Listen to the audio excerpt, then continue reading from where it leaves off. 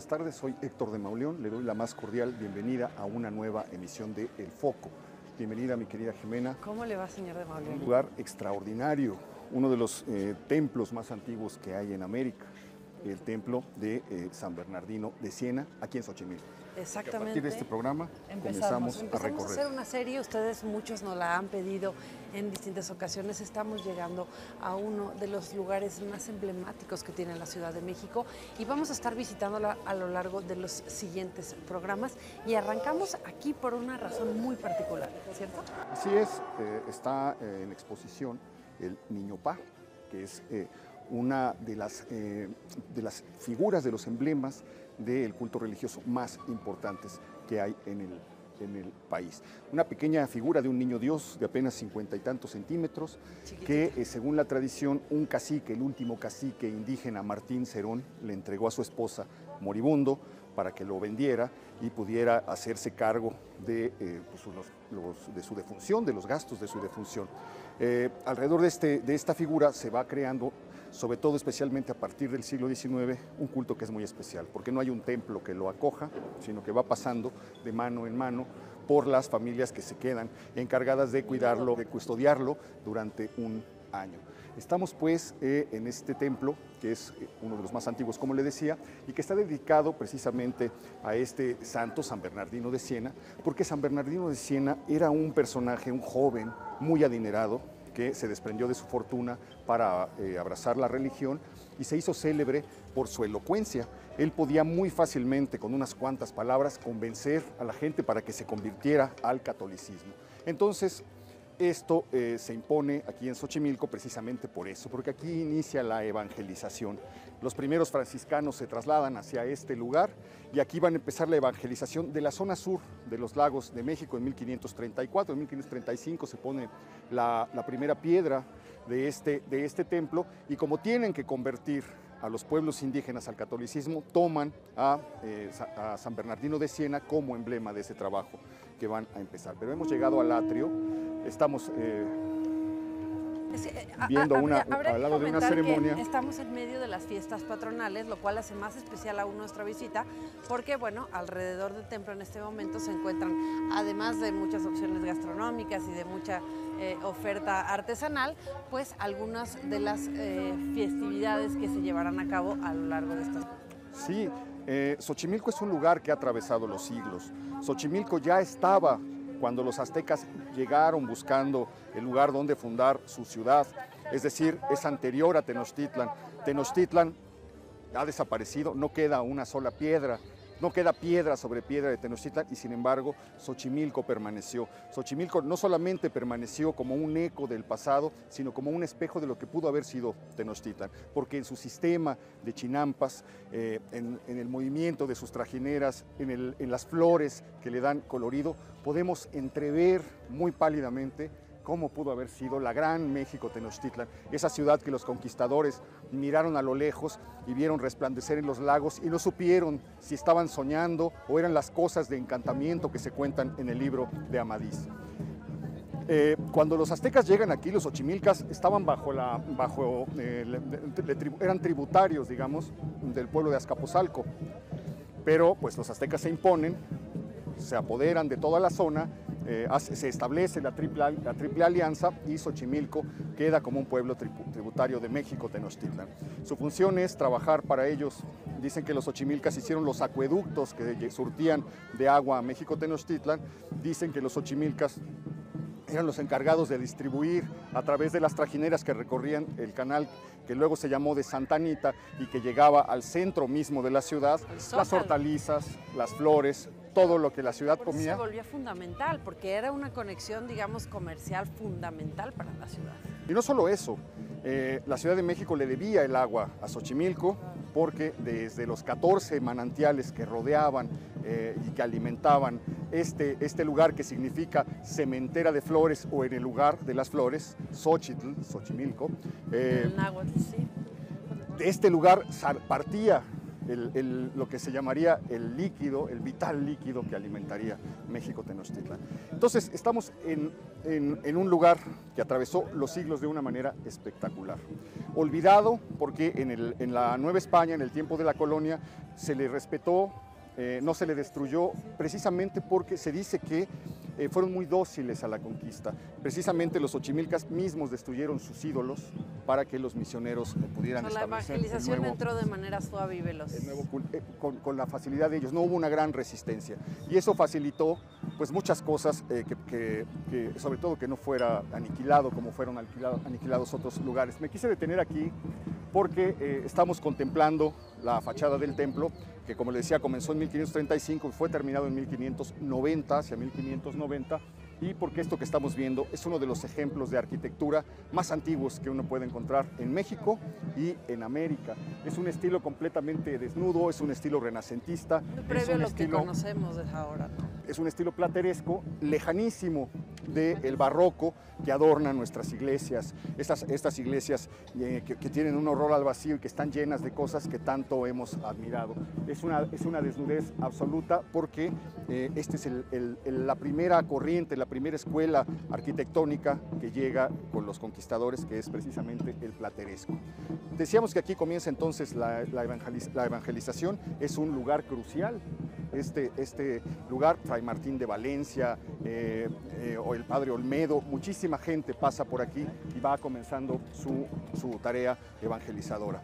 ¿Qué pasa con Xochimilco? Xochimilco es despreciado en el siglo XIX, en el Porfiriato, pues nadie va a voltear a ver Xochimilco porque los ricos se van a San Ángel, se van a Tacubaya, se van a las Casas Floridas, se van a las zonas que les parecen, que les recuerdan otras quintas, y esto parece pues como el atraso, no lo voltean a ver. Cuando hay necesidad, después de la revolución, de reconstruir las instituciones y de saber lo que somos, se rescata el pasado indígena, ya no se vuelve algo vergonzoso como había sido en el Porfiriato, y el nacionalismo inventa a Xochimilco como el lugar de lo típico, el lugar donde está una huella de lo que somos los mexicanos. Y tienes toda la razón. El cine mexicano no tarda en voltear la mirada para decir, aquí está. Es una de las películas, María Candelaria es una de las películas más emblemáticas de la época de oro mexicano, toda filmada con Dolores del Río, que hablábamos de ella el otro día, toda filmada aquí en Xochimilco, y que bueno, además también transporta esta imagen al mundo entero, porque con esta película se viaja a Cannes en ese momento y él gana específicamente un premio, el Indio Fernández.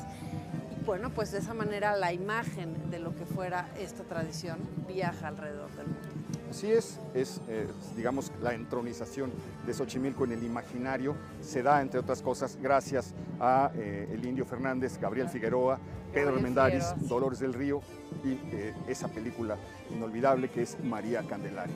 Oye, podemos hacer una pausa importante para leer los nombres increíbles de las nieves que venden en este lugar. Hablamos de que Xochimilco significa lugar donde se siembran flores o lugar cementera de flores, es una palabra que viene del náhuatl, pero mira, aquí los nombres de estas nieves han cambiado tremendamente porque se llaman Señorita Decente, Despedida de Soltera, Beso de Diablo, Beso de Tonto, ya si de plano no te viste muy hábil, Chica Sexy o Sexo en la Playa, ya si nos queremos poner así. ¿Aquí ya, sabrá? Esa ¿Me da una probadita de algo? ¿Qué es? Nieve de pitaya, qué cosa fantástica. ¿Esto es? Pitaya con zarzamora. Tengo que probar la de pitaya. O sea, la pitaya. Gracias. Gracias. Pues es el inicio de una serie de programas que vamos a realizar aquí en Xochimilco. Vamos a visitar el Museo Dolores Olmedo, vamos a viajar en trajinera, vamos a ir a la Isla de las Muñecas.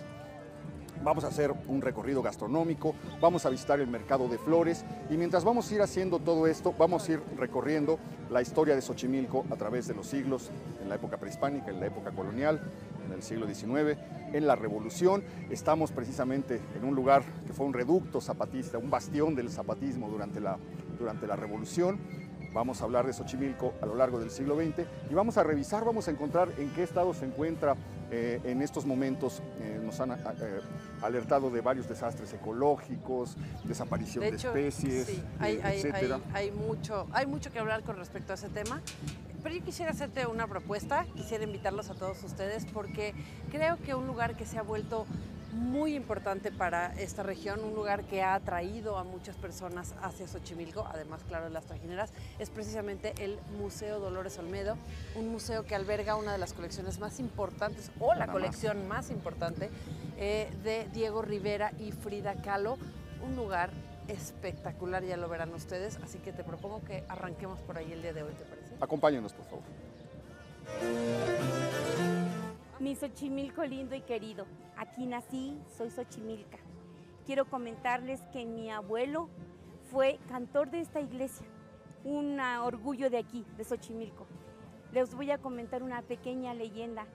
Si a lo mejor los que nos están viendo no se han dado cuenta, quiero que se fijen directamente de frente a la iglesia y se vean ustedes que está ligeramente inclinada, está inclinada hacia la derecha. Mi abuelita nos comentaba que los de Tepoztlán vinieron a hacer esta iglesia de aquí de Xochimilco. Entonces los xochimilcas no les cumplieron lo que les prometieron, tuvieron ciertos acuerdos, ¿verdad? Y resulta de que como no se los hicieron, no se los cumplieron, llegó un sabio de Tepoztlán y le dio una patada a la iglesia, todavía no la terminaban, y se fue de lado, y es ahí que dijo, se va a caer esta iglesia y ya no la vamos a construir. Se fueron los de Tepoztlán y ya no la terminaron de construir.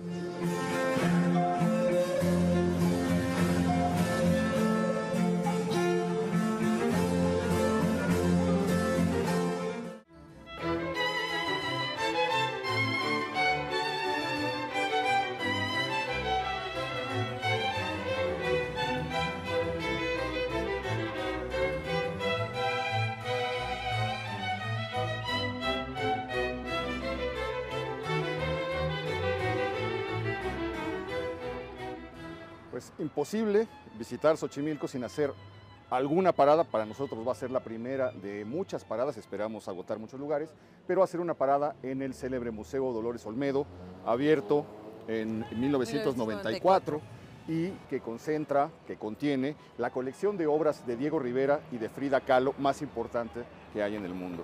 Vamos a poder tener acceso a obras desconocidas, poco conocidas, y en el caso de Diego muchas veces verdaderamente desconocidas para el gran público en este lugar.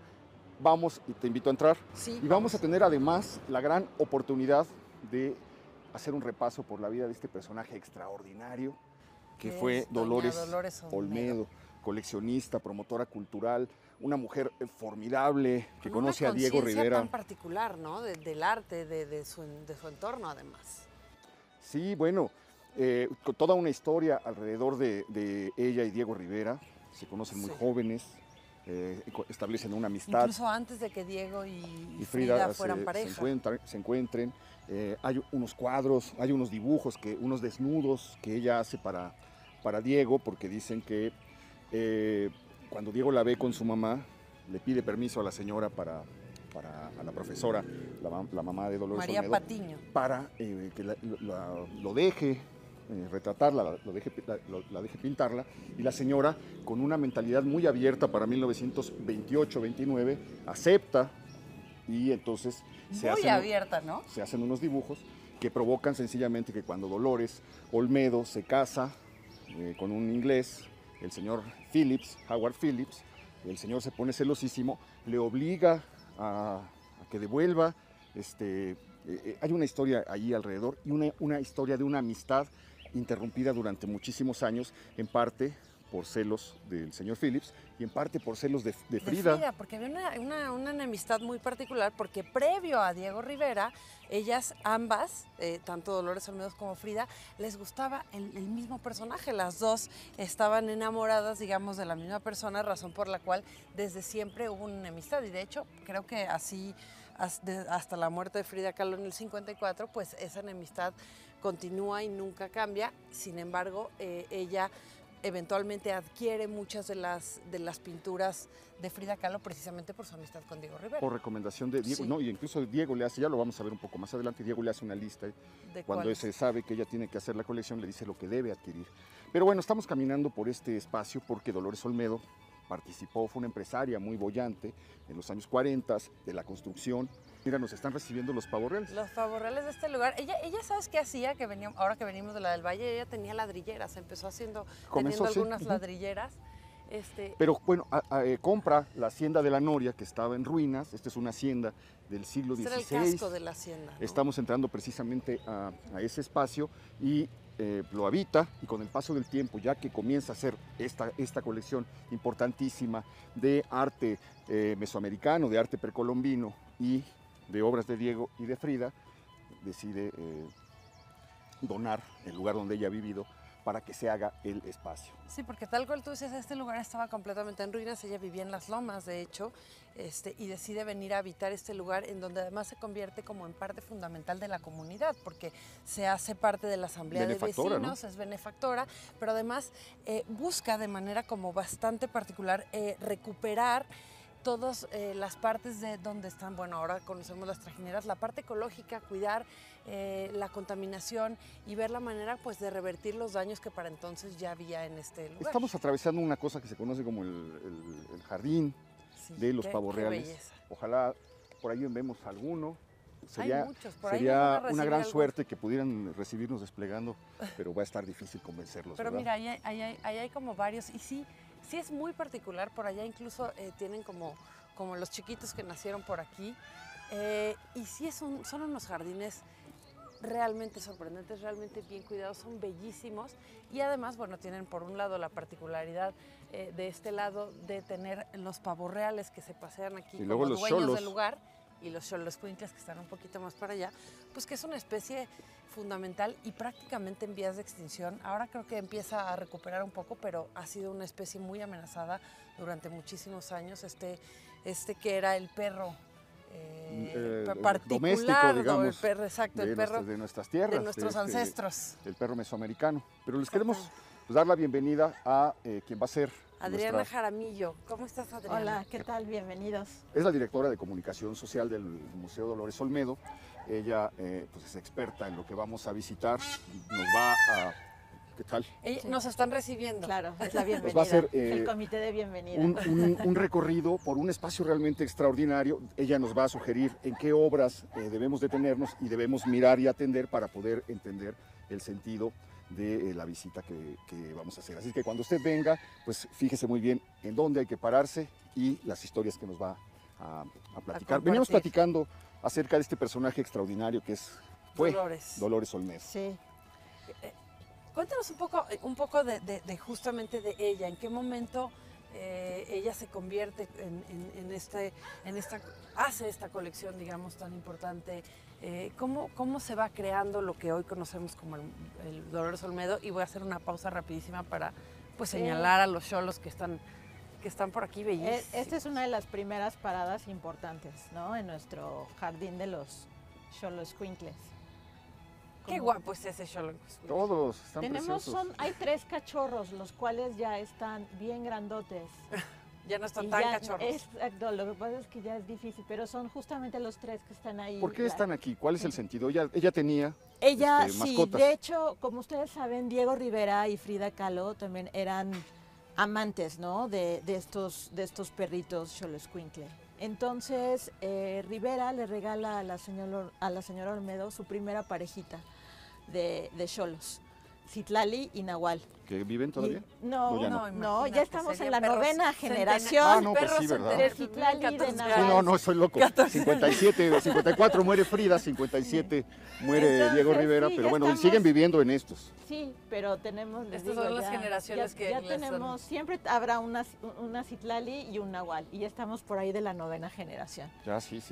¿No? ¿Qué tanto todavía siguen en vías de extinción? No, para nada, ya no están. Se crían mucho. Sí, hay varios creadores de perro xoloscuincle. Sí son una raza diferente, ¿no? Es de origen prehispánico, claro. Es totalmente mexicano. Uno se los comía, el xolo. Una de sus funciones era hacer comida. Su segunda función, que era importante, era medicinal. Entonces, como tiene una temperatura muy alta al no tener pelo, entonces, pues sí, ahí tienes artritis, reuma, ¿no? Son una excelente O sea, simplemente tienes frío, es una excelente bolsa de Es como una bolsa agua de caliente, Ok. ¿no? Pero su función más importante es que eran el guía de los difuntos hacia el Mictlán, ¿sí? Ok. Entonces, por eso es que se han encontrado restos de perros Xoloscuincle en las tumbas, de nobles, de sacerdotes, ¿no? Bueno, de los chamanes de aquella época. Y entonces, pues por eso es que Xolotl quiere decir muerte y Escuincle pequeño. Entonces, pequeño dios de la muerte. Ya, ok. Dolores Olmedo habitaba esta parte de la hacienda, digamos, de la Noria, y mandó construir este espacio Sí. bellísimo cuando decide Sí, porque ella, que va ella a hacer muere una aquí colección. en el 2002. Ella decide realizar la donación de su casa, de lo que era la Hacienda La Noria, su casa y sus colecciones de arte para el disfrute del pueblo de México. Entonces, como bien mencionas, esta parte se construye, ¿no? Cuando se decide hacer la donación para que ella pueda vivir aquí. De hecho, ella fallece aquí en julio de 2002, ¿no? A los 93, 93, 94 años. Tuvo una vida larguísima larga y extraordinaria y muy, porque llena de vivencias. muy plena, ¿no? ¿Podemos pasar? Entonces, los invito a pasar, por supuesto.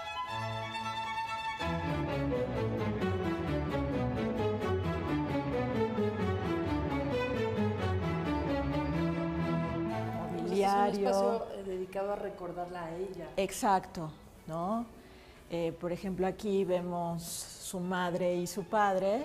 El padre fallece cuando ella es muy niña, su madre era maestra de escuela, razón por la cual la educación siempre fue primordial Razón en por su la familia. cual su Tiene la madre mente más tiene abierta una y mentalidad permite como lo que va a más- ocurrir sí. después. Qué bella mujer. ¿No? De bella niña. ¿No te adolescente. parece una cosa bellísima? Toda la actitud de Ya coqueta de desde, ella, sí. desde niña. No, aquí se ve. Sí, tenía un gran porte. Fotos con su mamá, ¿no? Yo creo que la persona Gran más parecido, importante ¿no? en su vida y bueno, y con sus hijos. Ya. Esta foto es célebre, ¿no? Forma parte del catálogo Sí, dedicado sí, a... sí, es a ella. una foto bellísima. Y acá, qué bien. Ahí es en la Academia de San Carlos. Hay que tomar en cuenta que Diego la plasma en algunos Cuadros. Murales, ¿no? En Sí, algún- sí, de la Secretaría de Educación, Educación Pública. Pública, sí. Bueno, esto es lo que era su sala, ¿no? Con los marfiles, los vidrios Y estos son los estos. cuadros de ella que le pinta a su marido el inglés. Sí, ella se casa 2 veces. La primera vez con un británico que le llevaba bastantes años, de nombre Howard Phillips. padre de ¿sí? sus hijos. Padre de sus cuatro hijos, ¿no? Pero lo interesante de estos retratos es que pues en la mayoría es ella, con todo, y la que vemos rubia de rubia, allá. ¿no? Pero le pedía al señor Phillips que la pintara así para que su madre no supiera que ella Estaba era haciendo la el del desnudo, desnudo. el modelo del desnudo. Ok. ¿No? Qué lugar tan extraordinario. Allá está ella con Diego, precisamente. Sí, Bueno, tenemos y acá. una gran diversidad de retratos, caricaturas que con el tiempo diversos artistas le ¿Por qué no nos cuentas a realizaron. grandes rasgos, Adriana, la relación de ella con Diego? Claro que sí. Ellos inician su relación en los años 20, justamente cuando ella va acompañando a su madre, a la profesora María Patiño, a la Secretaría de Educación Pública, ¿no? Y entonces el maestro Rivera está ahí pintando los murales que ahora se pueden visitar en la SEP. Y ella contaba que la ve el maestro y le pide permiso a la madre para que la pueda retratar, ¿no? Y que pueda ser su modelo. La madre, ya sabiendo, ¿no?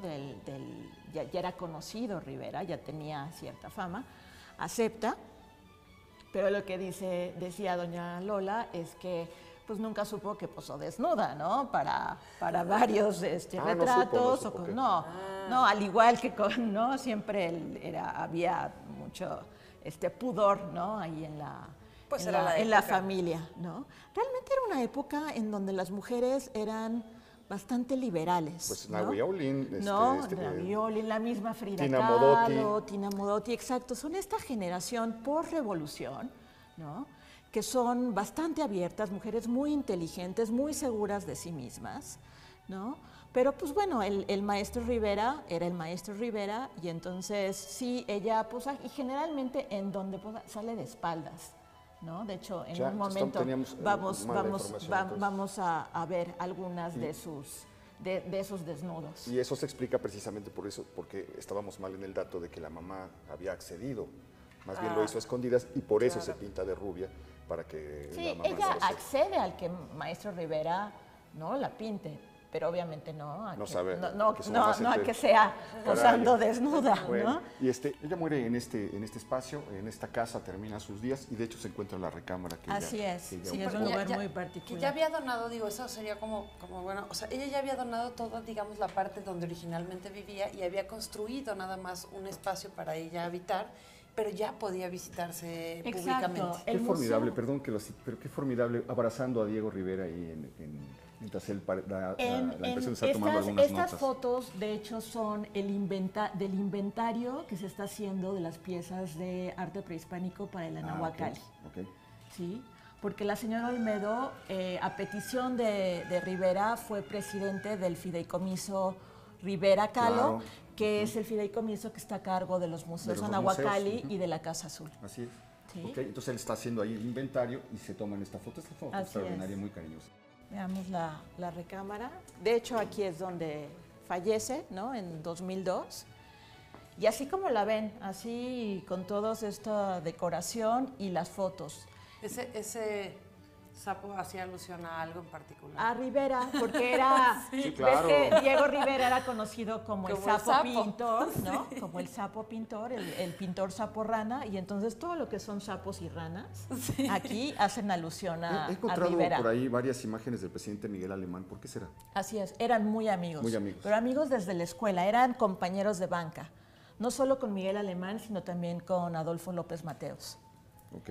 Entonces, es de esa relación en que ella, cuando empieza a trabajar, ¿no? Que empieza con una fábrica, empieza con un horno de ladrillos y luego ya tiene una fábrica y una compañía constructora. Vamos a ir por acá, hacia Sí. afuera, si me acompañan. Sí.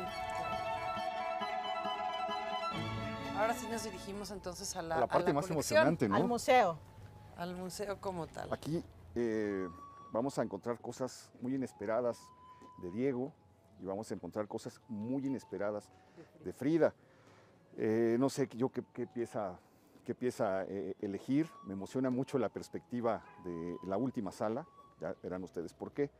Y que te quería preguntar, aquí es donde se encuentran unos cuantos piquetitos, que es esta pintura famosísima de Frida Kahlo. ¿La vamos a poder ver? No, No me digas eso, lamentablemente ahorita unos cuantos piquetitos se encuentra en préstamo en una exposición temporal en el Instituto de Arte de Detroit, ¿no? Que hicieron una exposición tanto de Rivera como de Frida Kahlo. Entonces, algunas obras ahorita Están en justamente préstamo. Eso es están en atractivo, ¿no? préstamo. De repente la posibilidad de que las obras puedan viajar y darse a conocer. Digo, ya son muy conocidas y muy famosas, pero me refiero, digamos, en vivo en otras partes del mundo. Sí, no, la verdad es que tanto Rivera como Frida Kahlo son embajadores del arte y la cultura de Totalmente. Pues sí, México. siempre. Entonces, Latinoamérica en actualmente general. hay dos exposiciones bueno, no dos, pero varias exposiciones de Diego Rivera y Frida Kahlo en Estados Unidos. Está en Detroit, acaba de abrir otra en el Jardín Botánico de Nueva York, hay uno en Miami, etcétera. Realmente son muy buscados, ¿no? Esta era una capilla, esta era la capilla de la Hacienda de la Noria. Así es, cuando la señora Olmedo adquiere todo este espacio, estaba en ruinas la hacienda, pero lo único que estaba en pie era la capilla, porque los revolucionarios, como ustedes saben, pues destrozaban las haciendas, Y esta pero era una no se zona- metían con la iglesia, Ya. ¿no? Sí. Una zona zapatista. Aunque igual estaba. Así es, estaba de un hecho poco se dice que Zapata pernoctó aquí una noche. Ok. Bueno, aquí se firma el pacto de Xochimilco entre Villa y Zapata en 1914. Bueno, y se supone, y perdón, pero voy a tener que sumar el dato, que el lugar en el que se dan la mano Villa y Zapata por única vez es precisamente en un puente que se llamaba Puente de Urrutia, que era en la hacienda de mi Siempre bisabuelo, llevando ¿ves? al Pues que aquí nació mi bisabuelo, aquí en Xochimilco. Qué maravilla. La entrada de la vieja hacienda es restaurada por Dolores Olmedo Así es. y forma un espacio que realmente es extraordinario. Prepárese usted para ver lo que vamos a encontrar nosotros, que es de verdad una maravilla, un prodigio, la manera en la que fue restaurado y rescatado esto. Aquí están las palabras de Sí, nada más, me quiero Dolores detener Olmedo. aquí un momento para que podamos leer lo que dice este mosaico, porque es justamente la razón de ser de nuestro de nuestro museo. Dice, a ejemplo de mi madre, la profesora María Patiño Suárez, viuda de Olmedo, quien siempre me dijo, todo lo que tengas, compártelo con tus semejantes. Dejo esta casa con todas mis colecciones de arte, producto del trabajo de toda mi vida, para disfrute del pueblo de México. Dolores Olmedo Patiño. Perfecto. Entonces, un acto de gran generosidad, ¿no? Recibimos esto, ¿no? Y buscamos todos los días, ¿no? Realmente cumplir con ese legado y con ese objetivo. ¿Qué espacio, Adriana, tan formidable? Son 30,000 metros cuadrados este espacio. Sí. O sea, no es un lugar pequeño, alberga una gran colección. Y además, bueno, es muy particular que ella viviera aquí todavía cuando se abren las puertas del museo. O sea, ella seguía siendo como parte de la colección, casi, casi. Pues vamos a entrar a ver las obras de Rivera. Míralos, ahí lo tienes, saludando. Ah, lo desplegó. Lo desplegó. Grábenlo, Pablo. Mira, ahí va, te va a dar la... Sí, claro, ya se dio cuenta. Qué Está maravilla, posando. Son unos presumidos, perdón. Bienvenidos a las salas de Diego Rivera, de obra de Diego Rivera. Te seguimos. Pues nuestra colección se distingue por mostrar, digamos, que un viaje por la evolución pictórica Ahí estamos viendo de ya Rivera. cubismo El puro. cubismo puro. Y además, estaba lloviendo el año y es de 1913, más o menos, hasta el Sí, 14 se da el cubismo Rivera vive en Europa de 1907 a 1921. Primero se va a España a estudiar y luego vive 11 años en Francia, en París. Entonces, es justo el momento donde se está desarrollando el cubismo. Que además Tiene es muy una importante etapa porque da cubista muy tendencia a lo prolífica, demás. ¿no? Pues son 17 años, ¿no? Lo que él está abrevando con las vanguardias europeas. Esto es formidable, increíble. Son naturalezas, las naturalezas muertas. Así es poco conocida la etapa cubista de Rivera, pero hizo alrededor de 200 entre retratos y naturalezas muertas, y nosotros tenemos 25 obras cubistas en nuestra colección. Ok, aquí Y una es que naturaleza al final muerta. el cubismo da pie, digamos, para muchas otras tendencias más adelante europeas en el siglo XX. Naturaleza muerta de 1916, el poste del telégrafo, qué modernidad, 1916, y la lejía. A mí algo que me gusta mucho de la obra de Rivera y que es muy distintivo hasta en las obras cubistas es el manejo de los colores, ¿no? Si se fijan, este rosa, el verde, el amarillo, el azul claro, siempre utilizaba colores que le recordaran a México. Siempre se quedó muy cercano a sus raíces. Lo que mencionabas hace rato, me voy a detener aquí rápido, ¿no? Que mencionabas hace rato de que la señora Olmedo, aún viviendo aquí, o sea, ya estaba abierto el museo y vivía aquí. Esta es la última obra que ella adquiere. Okay. Se llama Cuchillo y fruta frente a la ventana. Y empeñó joyas, vendió terrenos, etcétera, para poder adquirir esta obra. Entonces, cuando ya la traen aquí al museo, primero la tiene en su sala, ¿no? Y no le entregaba, entonces fueron y le dijeron, señor Olmedo, ya la tenemos que entregar a un museo. Me costó mucho dinero, déjenme disfrutarla un poco más. ¿Y sabemos cuánto le costó? Bastante. Y este es uno de los más importantes de la colección, me imagino. Este es un cuadro muy importante, se llama El Matemático, y Rivera le entrega a la señora Olmedo una lista con 10 obras que tiene que conseguir. Que él considera que ella debe tener en su colección. Y una de ellas es esta, El Matemático. Su obra maestra, dice. Y junto a ella escribe una de mis obras maestras, ¿no? Y nosotros así la consideramos también porque, si te fijas la fecha, ya él ya había 18. Soltado ahí, ya se había deshecho, ¿no? Bueno, deshecho, ya había soltado lo que es el cubismo, había regresado a lo figurativo, pero esta obra conjunta todas las técnicas y corrientes artísticas que había conocido hasta ese momento. A lo largo de 10 años. Cubismo, impresionismo, costumbrismo español, ¿no? Entonces realmente hay toda esta conjunción de ello en esta obra en particular. Qué interesante es el momento en el que un artista cobra conciencia de que ya está, de que ya entró al camino para el que se ha estado preparando y por el que ha estado ensayando. En el que se hace inmortal. Ese sería el cuadro que marca la entrada de Diego Rivera al camino de las obras maestras. ¿Lo consideras así? Digamos que sí, porque posterior a esto, y vamos a pasar a la siguiente sala, en 1921 es cuando regresa a México, justamente... Y empiezan los murales. Para su etapa muralista, o por lo que es también muy conocido. Y entonces nosotros aquí tenemos, en lo que era la capilla, ¿no? de de la hacienda representaciones en dibujos, en murales portátiles de la obra muralista de Rivera. Y me quiero detener en estos dos particularmente porque son de cuando Diego Rivera tiene una exposición individual en Nueva York. El Museo de Arte Moderno de Nueva York abre en 1929. La primera exposición individual que ellos hacen es para Matisse, la segunda es para Diego Rivera en 1931. Wow. Entonces, para que veamos simplemente la dimensión y la importancia de Diego Rivera en ese momento. Claro, porque además Matisse ya para esas épocas era un hombre absolutamente Y le sigue. fundamental. Le sigue Y Diego sigue porque ya había Rivera, tenido sí. 10 años desde su vuelta a México que empieza Claro, la explosión justo de lo que del habla, ¿no? muralismo que se vuelve un asunto, de una noticia mundial. Y entonces él hace 4 murales portátiles con temáticas mexicanas y 4 murales con temática neoyorquina. ¿Ese es el Entonces, líder son agrarista, estos eso dos. que tenemos ahí? Así es, este es el líder agrario zapatista, ¿no? Lo tenemos en litografía, que es una escena de uno de los murales en Cuernavaca, ¿sí? Pero también hay un mural portátil, ¿no? Que es, de hecho, de la colección del Museo de Arte Moderno. Y este de- sería de el Nueva boceto York. del mural. Así es, ese Pues, es el boceto de ese exactamente, mural. es interesante. También es interesante ver las diferentes técnicas y soportes en los que trabaja un artista, ¿no? Vemos esa misma imagen en el boceto, en una litografía, en Y un luego mural, finalmente en el mural, ¿no? claro. Muy diferente. Este es un boceto, la calca del fusilamiento de Maximiliano, que lo podemos apreciar la escena en el Palacio Nacional.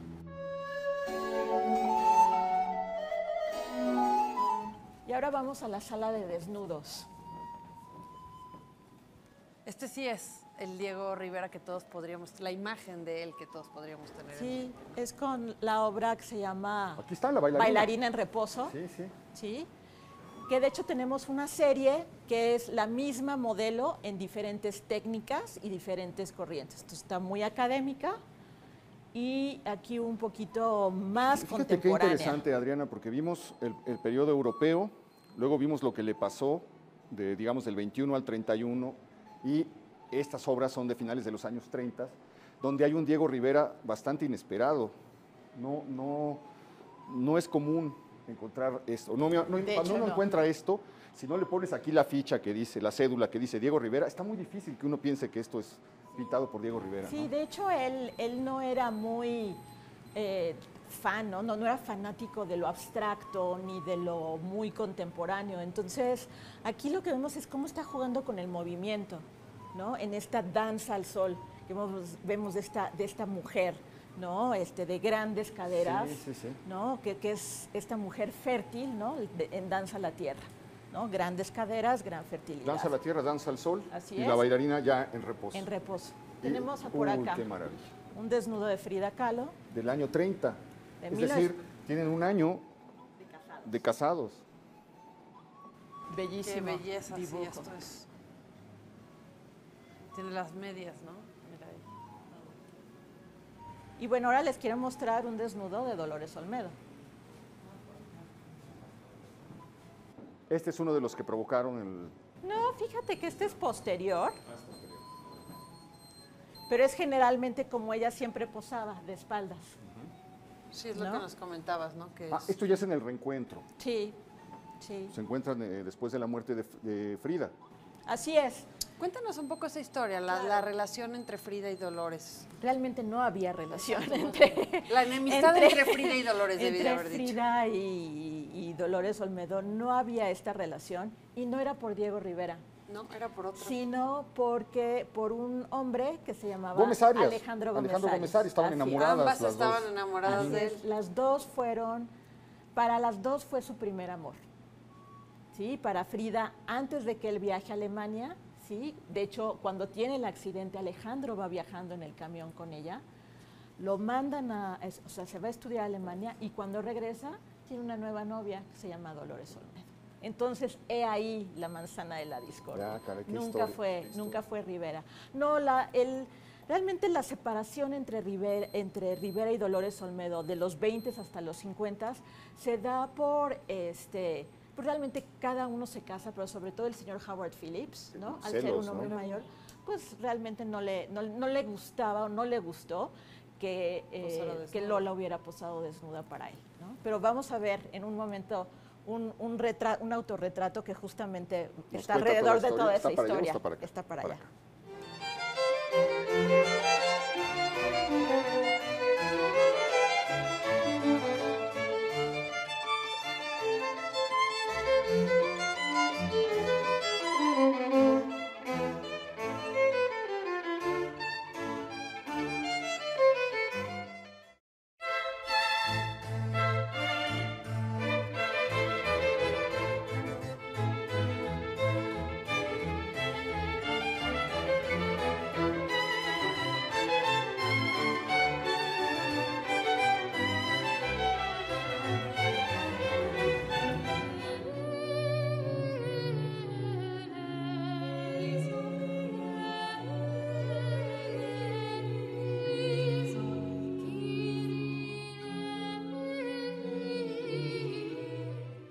Estamos aquí ahora en la sala de retratos. Pita Amor, Mario Pani. Mario Pani. Alberto Pani. Más Alberto bien, Pani, sí, tío hermano, de. Y bueno, el retrato de Angelina Beloff. Angelina fue la primera mujer de Rivera durante su estancia en Europa, ¿no? Vivieron 11 años juntos. Ella era de origen ruso. Y de hecho, tuvieron un hijo. El niño que muere en el Exacto, invierno fallece a del los 17 en París. 14 meses de edad, fallece el pequeño Dieguito. Y después ella viene a México. Ella viene Y a hace una México, vida- hace una vida después de Rivera, ¿no? Y tenemos aquí un retrato, De el Dolores. más importante quizá de nuestra colección, que es el retrato de Dolores Olmedo, o la tehuana también, obviamente por el vestido que Claro, trae claro. puesto. Y pues bueno, podemos ver aquí tanto la vasija Como como las el joyas. pectoral, ¿no? Con el que está modelando sus aretes. No es este, ¿no? Es un muy bello retrato. Ah, no, sí, es el que él tiene razón. Algunos, ¿no?, dibujos de sus hijos, su hija Irene. Y ahora vamos a otra sala en la que tenemos obra por la que Rivera también es muy conocido, que es la Escuela Mexicana de Pintura, ¿no? Tenemos algunos dibujos de escenas de mercado. Aquí estamos ya en el Rivera. El que En el cono- Rivera, digamos el que Rivera. El Rivera conocemos muy más. mexicano, Sí. ¿no? Y sin embargo, inesperado, ¿verdad? Sí, Por las me quiero técnicas. detener aquí porque todas estas son acuarelas. Y si uno viera esta obra, que se llama La Familia o Madre e Hijos, uno no pensaría que es una acuarela. Jamás ¿no? pensaríamos por que la es una técnica. acuarela. Por la técnica y por los colores, Así ¿no? Como es, tan... el fresco, realmente la maestría con que se delimita, ¿no? El petate, cada cabello, Bueno, la cara la de la mirada, mujer es- así es, las sombras. Incluso ¿no? uno puede claramente ver la ojera, puede Sí. ver como cada uno de los detalles de su rostro. Sí, los cabellos del niño, las uñas, o sea, todo. Hay una maestría, ¿no? Sí. Verdaderamente. Esta es muy llamativa también. Fíjate que Rivera no era muy afecto a la técnica del uso del pastel. Entonces, esto es cuasi obra única, ¿no? Seguro, hay más, pero en nuestra colección es el único pastel que tenemos. Y sin embargo, también vemos la maestría, sí. ¿no? De esta mujer con flores de cempasúchil, ¿no? De una noche de Día de Te Muertos. quisiera hacer una pregunta, porque vimos por ahí en la bailarina una técnica, un estilo distinto. Sí. Y aquí vemos dos búsquedas distintas. Podemos pensar que en los años 38, 40, 42, Diego estaba en un momento de búsqueda de otras cosas. Pues Rivera en ese momento estaba ya como en el punto más importante, ¿no? de su carrera, ¿no? Ya es post un poco el muralismo. Y sí, yo creo que sí, está probando, ¿no? Otras técnicas, otros caminos, Porque otras temáticas. Es como parte inevitable de todos los artistas, ¿no? Buscar como diferentes formas, diferentes métodos, porque al final, pues, la constante exploración es parte de su obra. Así es, tener una evolución pictórica verdaderamente. Esto es muy raro. ¿Qué es esto? Esta es la sala, la llamamos la sala de los niños desconocido rusos. total. Los niños rusos, porque Rivera al final de su vida tenía cáncer. Es cuando se va a curar, digamos. Entonces se va para tratamiento médico a Moscú. Y estando allá, pues supongo que ya empieza a tener o a sentir mucha nostalgia, ¿no? Entonces pinta a niños rusos en acuarela, ¿no? Que vemos aquí a mi izquierda. Y cuando regresa a México, la señora Olmedo lo invita a su casa en Acapulco a descansar, a convalecer, a recuperarse. Pasa muchos meses ahí, ¿no? 8 meses pasa ahí en lo que era la Pinzona, en la que, ¿no? Y cercano a la quebrada, con una vista fantástica. Y ahorita lo vamos a ver. Sí. Lo que quería acotar aquí, perdón que te interrumpa, es que son los niños de Diego lo que estamos viendo. Solamente le cambia el color de la piel y el color de los ojos, pero si uno se fija bien, son los mismos niños de siempre, la ¿no? fisonomía. Así es, totalmente. Y él decía que seguramente el hijo que tuvo con Angelina se vería como estos niños. Y pues nuestra última sala, que tiene obra de Rivera, son los últimos años de Rivera, justamente. ¿Qué es lo que estamos viendo desde este cuadro? El que son bello puestas de sol, y por qué están pintados de esa manera. Rivera pinta una serie de 25 puestas de sol. Nosotros tenemos 20. La señora Olmedo decía que las otras 5 eran falsas. Okay. Pero bueno, vemos unas puestas de sol en donde Rivera hace todo un recorrido por su aprendizaje artístico, ¿no? Por su evolución. O sea, aquí estaríamos en los años 10. Aquí estaremos cuando esté en la Academia de San Carlos, justamente ajá, con antes su de irse. maestro José María Velasco, viendo esta parte muy de paisaje, muy azul. Entonces lo vemos cómo va evolucionando su llegada a Europa, ¿no? Y conoce todos los ismos, todas las vanguardias. ¿Qué es lo que estamos viendo? Los colores, el fauvismo, el impresionismo, ¿no? El cubismo, toda esta explosión de colores, ¿no? Hasta llegar al muralismo también, donde sus colores son apoteóticos, ¿no? Realmente son impactantes, impresionantes. Es curioso que podría parecer un mismo atardecer en los diferentes momentos en los que el sol va bajando en realidad, ¿no? Así es. Y luego va descendiendo, él regresa a México, a lo figurativo, a sus colores de México. ¿Se acuerdan que les decía de su amarillo, el verde, el rosa, el azul, ¿no? Estos colores muy particulares de Rivera. Y cierra otra vez, digamos, en su parte académica, o sea, cierra el ciclo. Es absolutamente conmovedor y sorprendente. Es la puesta de sol, es decir, es el ocaso del día, es el ocaso de su vida, y es una recapitulación por su carrera como pintor en la búsqueda que ha tenido. Entonces, él hace una especie de diario, no sé cómo llamarlo, un repaso por todo lo que conoció y todo lo que vivió, y lo va dejando en esto. Es muy conmovedor, de verdad. Es muy conmovedor porque, de verdad, para Rivera su trabajo era pintar. Todos los días de su vida pintó, pintaba y pintó. Y de hecho aquí, esta obra de aquí es la última que él firma, ¿no? Y 57, hay una coincidencia ahí.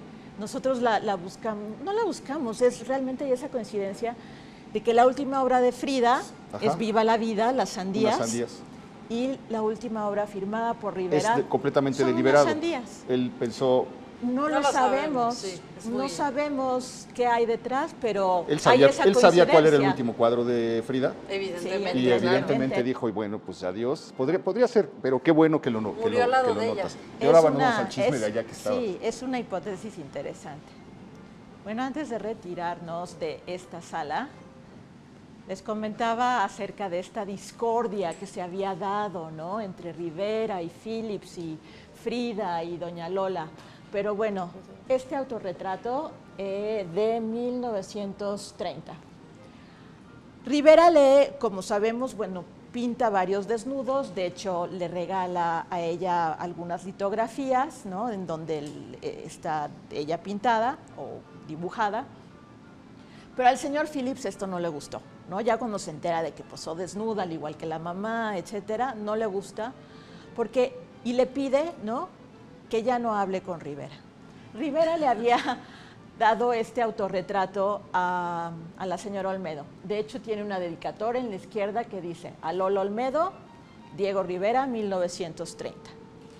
Luego hay otro mensaje del lado derecho, abajo, ¿sí?, donde, si escucha, en español dice, lo devuelvo porque soy convencida de que no fue otorgado en buena fe.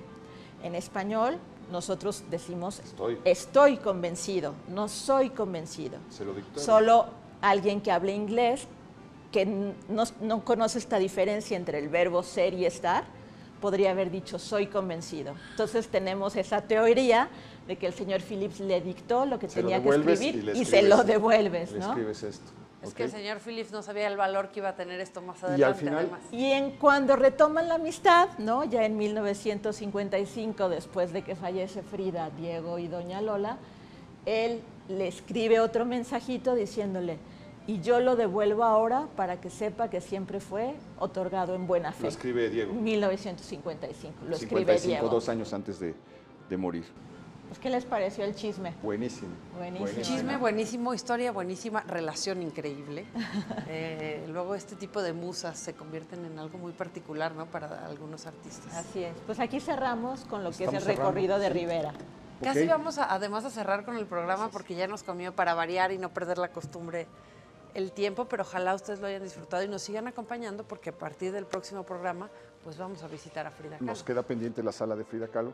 Claro. Espero que nos puedas acompañar Claro que dentro sí, de con 8 días muchísimo para gusto. iniciaríamos aquí mismo nuestro recorrido y luego nos moveríamos hacia otras zonas que tenemos que visitar de Xochimilco, como Fundamentales. Pues, Las trajineras, las trajineras, evidentemente, el la mercado iglesia. de flores y un recorrido gastronómico que sería pues imprescindible Fundamental. realizar. Sí, ya es hora. Este Ya espacio. de hambre. Muy Pues te agradezco bien. muchísimo que nos hayas Al contrario, acompañado y gracias a recibido. ustedes. Adriana, fue fascinante el recorrido. Increíble poder estar aquí con ustedes, gracias de verdad. Gracias a ustedes que nos acompañaron este domingo.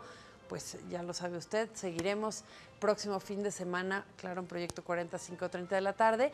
Y bueno, si tienen ustedes un momentito, pues regálenoslo, escríbanos. Les debemos hoy la lista Sí, de nombres. para la siguiente semana, Para la porque se siguiente nos vino semana encima el tiempo. la vamos a recordar. Y bueno, pues ya lo dijo el señor de Mauleón desde los programas anteriores. Si tienen alguna historia que compartirnos, ustedes son de Xochimilco, viven por acá, conocen anécdotas del lugar, pues háganosla llegar a nuestros twitters, a nuestras redes sociales en general, Proyecto 40 o bien el Foco, arroba el Foco P40 en Twitter, el Foco Proyecto 40 en Facebook, pueden hacerlo al de una servidora, arroba Xurrutia, ¿El del museo? al del museo también, por supuesto. Twitter es @DoloresOlmedo, en Facebook estamos como Museo Dolores Olmedo. Están abiertos de martes a domingo. De 10 de la mañana a 6 de la tarde, los martes la entrada es Martes gratuita. gratis, o sea, Apúntese qué el maravilla. martes y mi cuenta es @HDMauleón. Le agradeceré todos sus comentarios, críticas, tips, recomendaciones, lo que guste y mande. Nos encanta interactuar con ustedes. Espero que hayan disfrutado el recorrido y los espero la próxima semana aquí en El Foco. Muchas gracias. Gracias a ustedes. Gracias.